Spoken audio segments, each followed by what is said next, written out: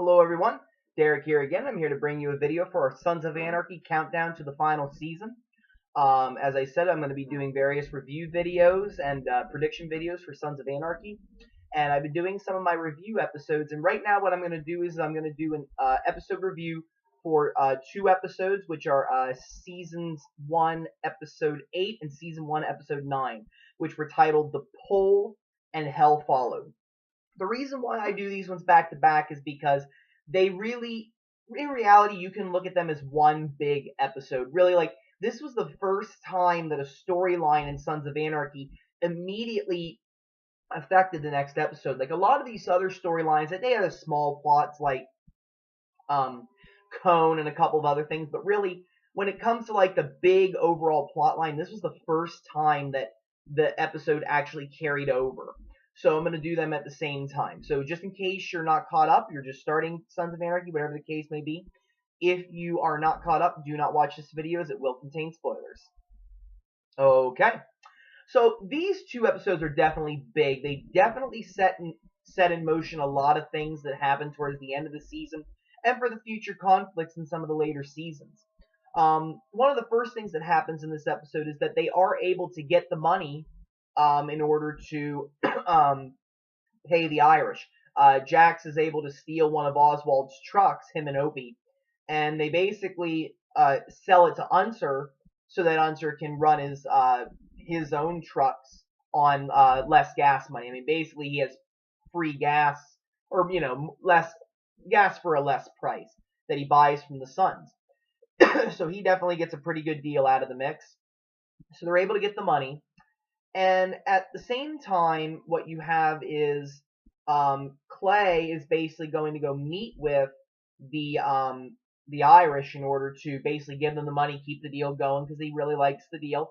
He's always been about the gun running. At the same time that this is going on, Darby and Marcus Alvarez, which Alvarez is the leader of the Mayans, and Darby is leader of like a white supremacist group called the Nords, I believe.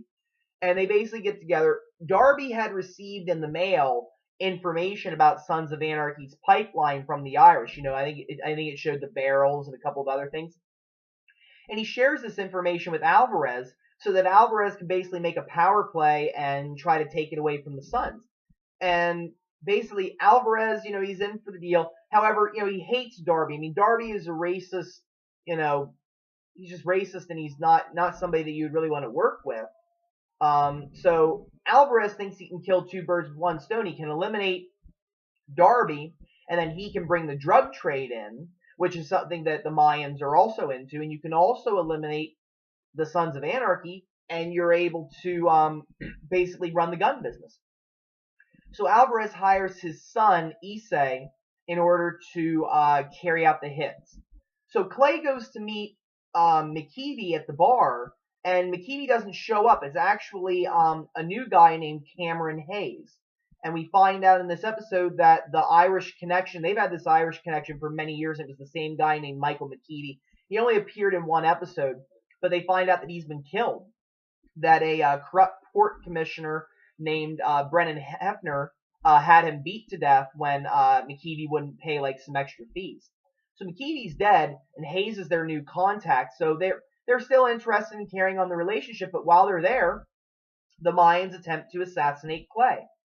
So basically they go in there, and they shoot up the bar. Cameron Hayes is wounded, and thankfully Clay is saved by Tig and the Irish bartender, who are able to kill the two Mayan bikers. On the other spectrum, you have the Darby hit that also goes awry. Darby left the room in order to go get a drink or something, and while he's hiding in the kitchen, basically the other bikers come in and kill two women and another associate of his while he's in the other room. So Darby escapes assassination too, which definitely is a big deal for the entire series because, they failed to kill each other. And the other thing is that there is bodies that dropped in Charming, which is something that Unser specifically tells Clay he doesn't want. He doesn't want Charming to turn into a bloodbath. And the continued gang escalation of violence that's happening, he worries that's going to happen. So definitely a lot of things carry on into the next episode. But the other big plot line that happens in this episode is basically Jax and Tara. big developments. Jax basically thinks, I mean, he still loves Tara, but part of him debates as to whether he really, like whether Tara was really paying attention to him because she still loves him, or whether it was because she knew that he would take care of Cone. Because Cone was stalking her, and, Jax basically came to Tara's rescue. And you can really look at it that way. So, Jax, leaves, and when Tara goes back inside, it turns out that Cone never actually left. He was dropped off at the airport and he somehow escapes. So he goes there and basically he wants to, make it work with Tara. He's obsessed with Tara. He's a stalker. Tara broke his heart. And I think the big reason which is revealed in this episode is Tara became pregnant with Cone's baby and had an abortion. And Cone is probably very devastated about that. Not only losing Tara, but losing the opportunity of having a family with her. So basically, there was an intense conversation, very good scene between Jay Carnes and Maggie Siff. I mean, I don't think they rehearsed it too much because like you can see like the awkwardness of the whole entire thing, both for the actors and for the scene. Because what ends up happening is that Cone wants to make love to Tara, not in a very nice way, of course. And basically, Tara sees that Cone has put his gun on the nightstand, so she thinks, oh, well, if I can get a hold of that, I can, take care of this. So she basically seduces him, and is able to get the gun and shoot him.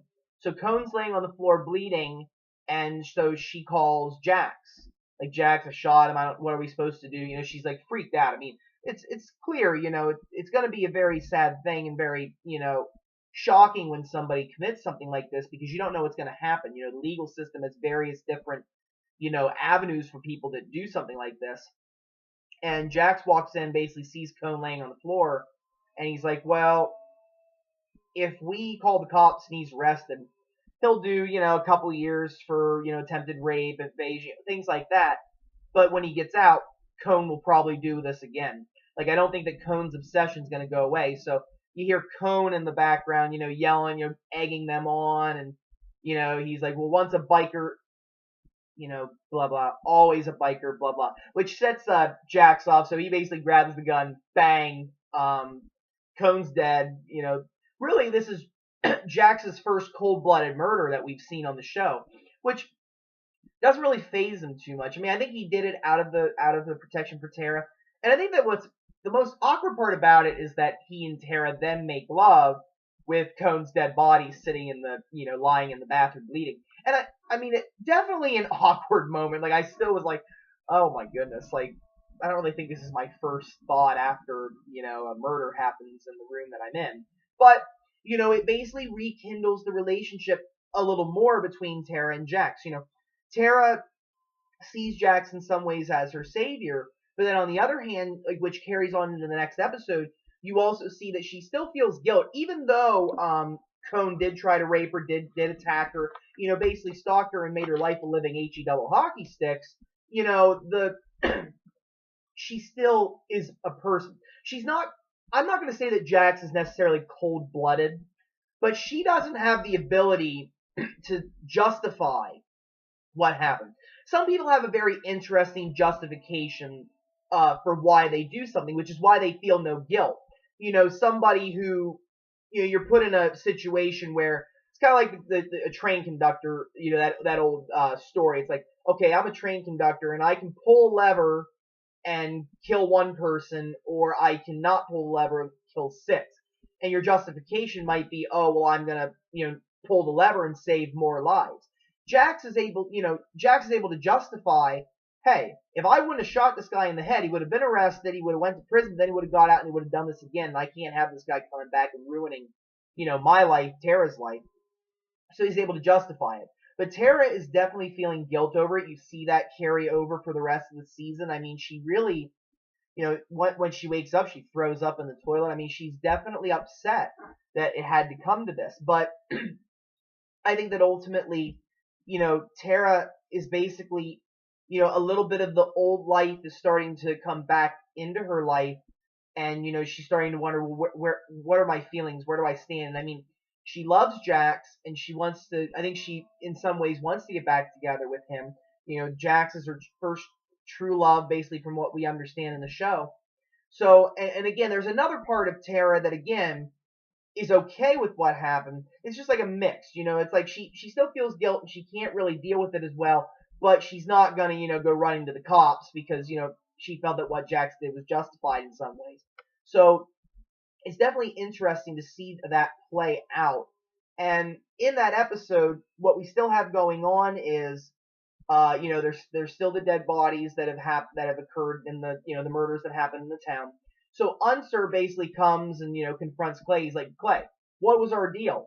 We said that, blood was gonna, occur in Charming if this kept on going, and now they have basically 5 dead bodies within the town limits of Charming now, which is not a good thing.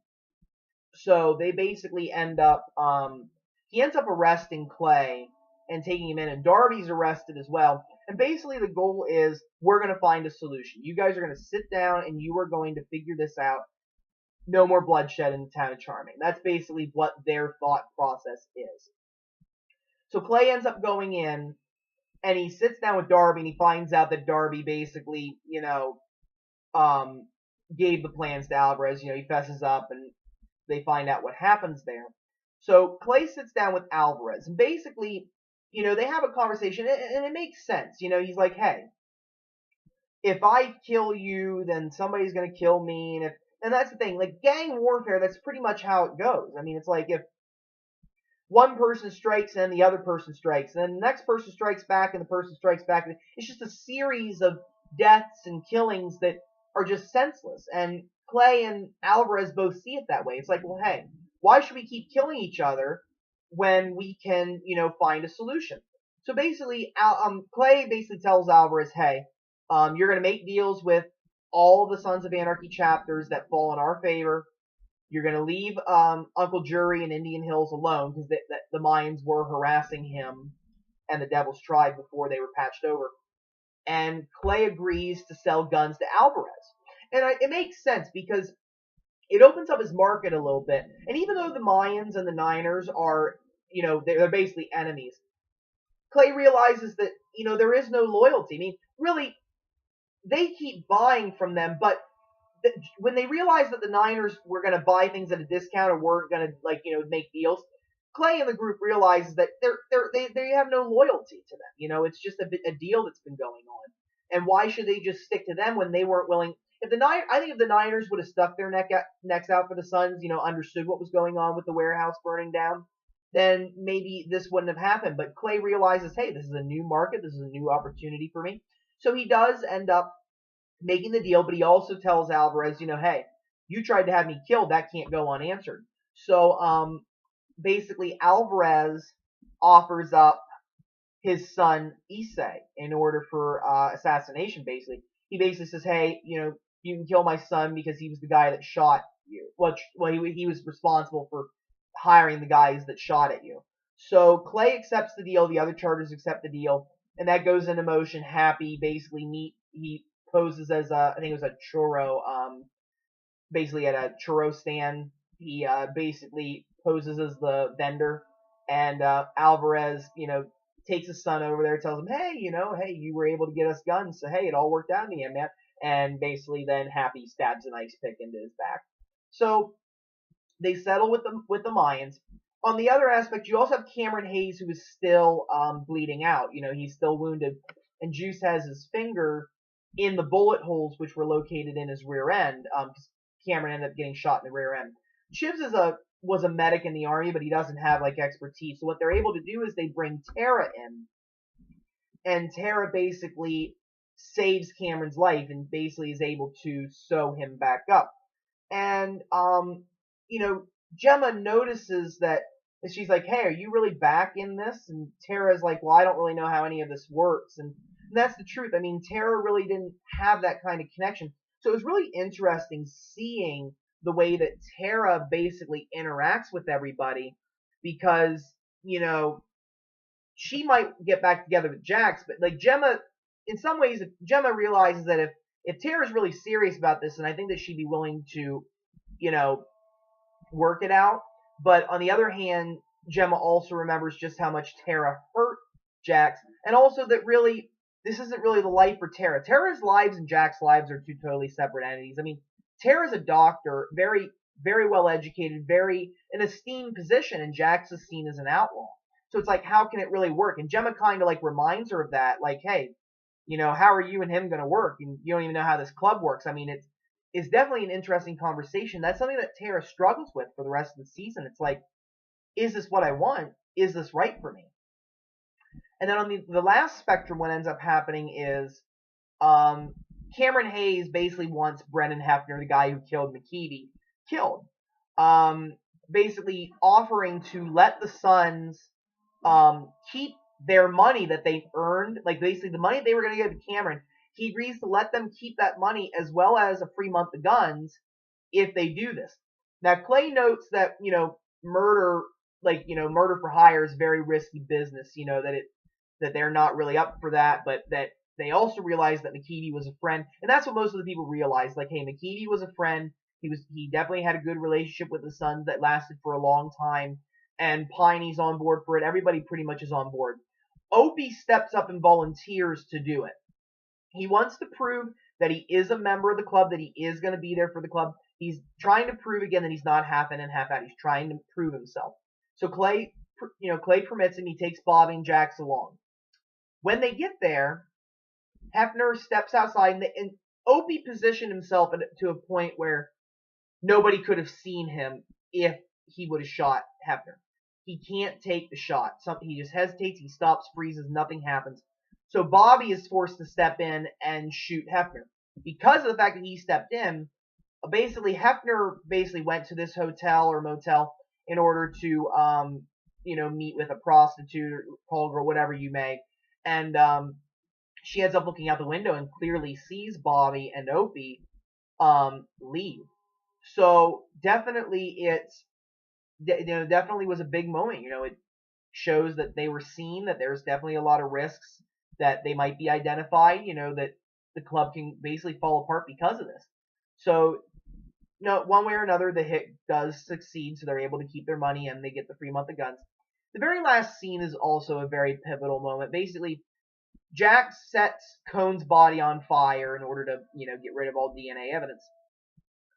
And then he throws the manuscript from John Teller that he found at the beginning, throws it into the fire, but then pulls it out really quickly, even though he's ruined some of the pages. And I've always thought, like, why did Jax do that? I think it was, like, a lot of different I think for a second there, he kind of felt like his father was full of crap. I think he just felt like, well, what's the point of this? Like, this is the way the club is. This is the way I have to be. Why bother changing it? And I think that he just throws it in there because I think he gave up on the idea at first. I mean, I think he had a moment of weakness. He was tired of, trying to figure out who he was. I think he maybe just gave in and said, I'm a cold-blooded killer, part of this club, and this is who I am. And I think that that's what Jax was possibly thinking. But then, like, he has a second and he thinks, wait, no, that's not what I am. I think he still feels like his father, speaking from the grave, has more words of wisdom for him. So I definitely think it was a great episode. Like, these two episodes were definitely very good. Definitely a lot of great moments. And some of these plot lines do carry over into the later episodes. So definitely a lot of great work. Definitely great episodes of Sons. I'm definitely looking forward to this final season. I want to thank everybody who's watched the videos. I want to thank everybody who's subscribed. I really appreciate it. I really like being able to throw these ideas out to everybody, give these reviews if you needed a review. And it's definitely nice to look back. Sons of Anarchy has definitely been a great show. Kurt Sutter has definitely done a great job of writing it. I've enjoyed the show all these years. It is sad to see it come to an end, but hey, it's better to end it now while it's still good rather than carry it on for another 5 years and have it suck. It is what it is. I've enjoyed it. It's been a good ride, and I can't wait for September. Thank you, everyone, and I hope you have a wonderful day. Thank you.